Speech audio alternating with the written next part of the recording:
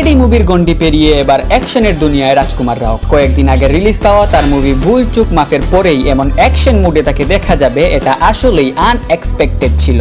মালিক মুভির টিজারে তার look, action যতটুকু টিজারে দেখানো হয় সে থেকে আবারও প্রমাণিত হলো রাজকুমার রাও বলিউডের একজন ট্রুলি ভার্সেটাইল অ্যাক্টর।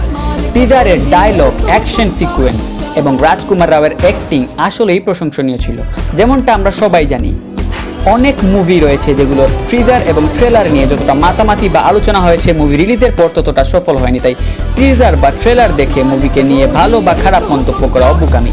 এদিকে রাজকুমার রাওয়ের জোনরা অ্যাকশন নয়, তাই এই অ্যাকশন জোনরাতে তিনি কতটা অ্যাকসেপ্টেবল হবেন তাও প্রশ্নের বিষয়। তাছাড়া টিজার দেখে মনে হচ্ছে রাজকুমার রাও দর্শকদের হতাশ করবেন না।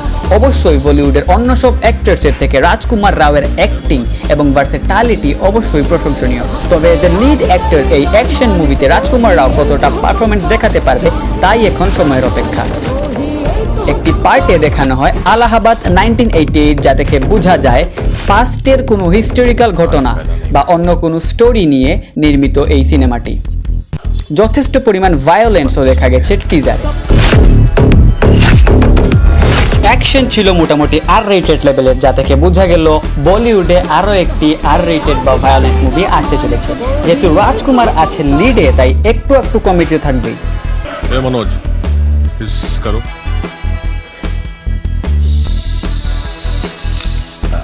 ভিডিও মুক্তি পেতে চলেছে 11 জুলাই 2025। তো এই ছিল আমাদের আজকের ভিডিও। এরকম কন্টেন্ট যদি আপনাদের ভালো লেগে থাকে তাহলে do subscribe for more this type of content.